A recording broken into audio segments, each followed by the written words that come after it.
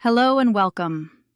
In this video, we're starting phase 1 of the system setup, focusing on the essentials that prepare the system before pricing, reservations, or daily operations. Phase 1 is divided into 4 videos. In this first video, we'll walk through the basic essentials setup, the global definitions used across all modules of the system. To make this easier to follow, these essentials are grouped into 3 subcategories. We'll start with the core structural menus, the foundation everything else is built on. Let's begin. We start with currencies.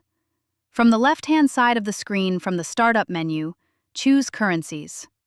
Here, you define the list of currencies used across the system. The default currency is set during the onboarding process from our side. The second default currency is mainly used in the Quotation module, unless it's changed inside the Quotation file. Clicking the folder icon shows the historic exchange rates.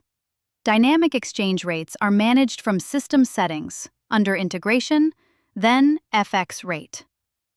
For markets with changing exchange rates, such as Egypt, once the flat rate option is disabled and FX integration is active, the system automatically calculates prices based on the exchange rate of that day. Next, open departments. In this menu, you define the internal departments used by your company. Departments help organize files, users, and workflows, and are mainly used for internal tracking and reporting. Then, open segments. Segments are used to classify the type of business or customer you're working with. For example, leisure, corporate, groups, or mice. Segments are later used for filtering, reporting, and performance analysis. Next, open regions. Regions allow you to group countries into broader geographic areas, such as Asia, Europe, or Arab states. This structure supports organization and reporting across the system. Then, open countries. Countries define the list of nations used throughout the system.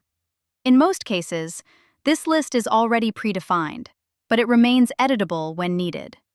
Countries are linked to cities, nationalities, and operational data. Now, open cities. Cities define the list of destinations available inside each country.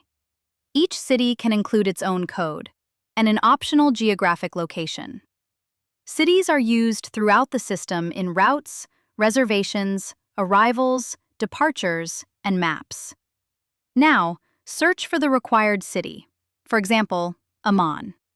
Click Edit, then click the arrow icon next to the geolocation field.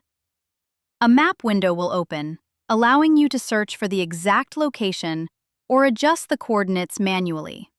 Once confirmed, click Save. Defining geolocation is essential for routes, maps, and accurate arrival and departure maps. Finally, open borders.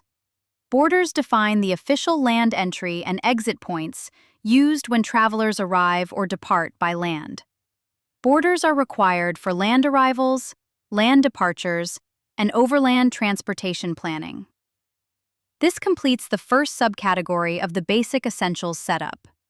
In the next video, we'll continue with the remaining basic essentials before moving on to the incoming, quotation, and outgoing setup menus in phase 1. Thanks for watching, and let's move on to the next step.